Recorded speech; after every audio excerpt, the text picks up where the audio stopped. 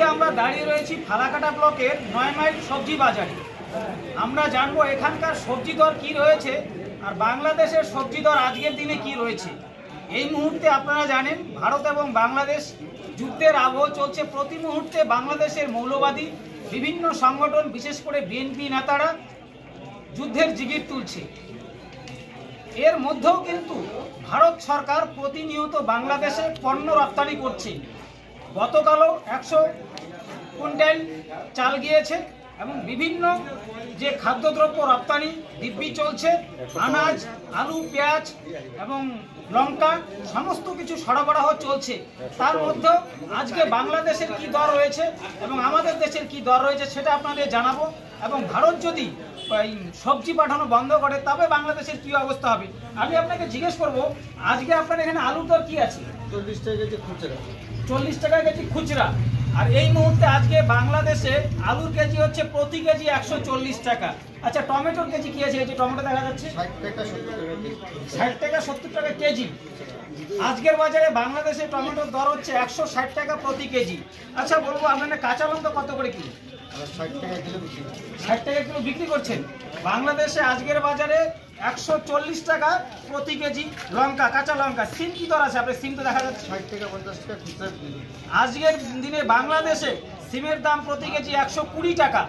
আচ্ছা, করলা আছে আপনার কাছে? করলা করলা কি দর? 60 টাকা 50 টাকা খুচরা। বাংলাদেশে করলা 120 টাকা। আচ্ছা, শশা রয়েছে আপনার কাছে? শশা কি দর? শসা 30 টাকা কেজি খুচরা। বাংলাদেশে আজকের বাজারে শশার দাম হচ্ছে 90 টাকা কেজি। গাজর কি দর আছে?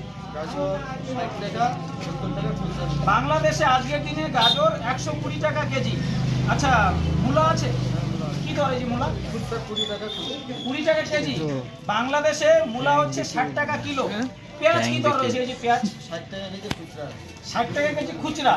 বাংলাদেশে আজকের দিনে পেঁয়াজের দর রয়েছে 110 টাকা প্রতি কেজি। আচ্ছা, তারপরে ফুলকপি কি দর রয়েছে? ফুলকপি একটু দাম বেশি, 50 টাকা কেজি খুচরা। বাংলাদেশে আজকের দিনে 90 টাকা ফুলকপি। আচ্ছা, কথা বাড়াবো না, মোটামুটি সমস্ত সবজি তো দাম শুনলাম আমরা। ভারত আমাদের যে ইন্ডিয়ার মধ্যে কি বিস্তর ফারাক রয়েছে।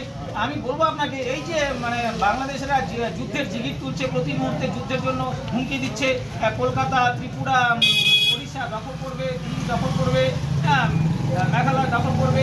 এবং আমরা কিন্তু আমাদের দেশের সরকার কিন্তু প্রতি মুহূর্তে এই যে প্রতিদিনের যে সবজি, এই সবজি কিন্তু ভারত সরকার পাঠাচ্ছে, চালও পাঠাচ্ছে। তারপরেও বাংলাদেশে এই বাজার। যদি ভারত সরকার পণ্য পাঠানো বন্ধ করে তবে কি দাম হতে পারে বাংলাদেশে? আরো দ্বিগুণ, আরো 400-500 টাকা আলু কেজি হয়ে যাবে। অর্থাৎ বাংলাদেশিরা না খেতে পেয়ে মারা যাবে। আচ্ছা, আজকে দিলীপ ঘোষ একটা কথা বলেছে, মানে ওই যে বাংলাদেশিরা যে প্রতি মুহূর্তে যুদ্ধের জিগির তুলছে যে সিংহের সঙ্গে কুকুরের লড়াই হয় না, কার্যত বাংলাদেশকে কুকুরের সঙ্গে তুলনা করছে। কি বলবেন? ঠিকই বলছে যে আমরা সিংহের সঙ্গে কুকুরের লড়াই হয় না। এই হচ্ছে আপনাদের শোনালাম আজকে আমাদের দেশ মানে পশ্চিমবঙ্গের ফালাকাটা ব্লকের আলিপুরদুয়ার জেলা 9 মাইলের যে সবজি বাজার দরের সঙ্গে বাংলাদেশের সবজির বাজারে তুল্যমূল্য।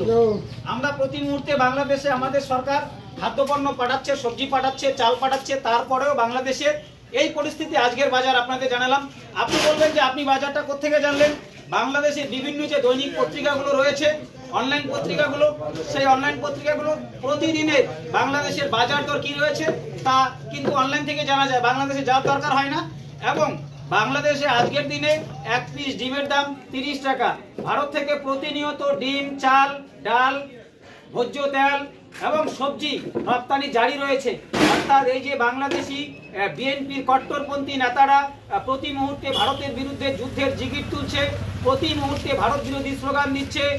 কলকাতা, ত্রিপুরা, তারপরে আপনার মেঘালয়, ওড়িশা দখল করার ডাক দিচ্ছে, দিল্লিতে দখল করার ডাক দিচ্ছে।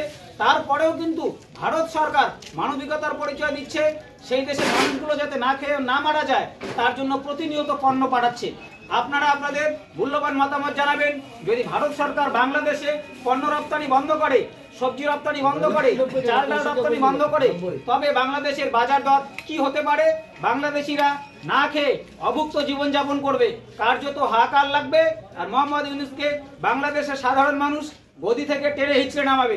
আপনারা আপনাদের মূল্যবান মতামত আমাদের কমেন্ট সেকশনে কমেন্ট করে। আচ্ছা, আপনার পরিচয়টা বলবেন? আমার নাম রঞ্জিত। এটা কোন জায়গার বাজার? উমাচরণপুর শালকুমার অঞ্চল। ফালাকাটা ব্লকের আলিপুরদুয়ার জেলা। আলিপুরদুয়ার। রঞ্জিত দাস আপনার নাম। আপনি সবজি কি সারা বছরই বিক্রি করেন? সারা বছরই। এটাই পেশা? ঠিক আছে।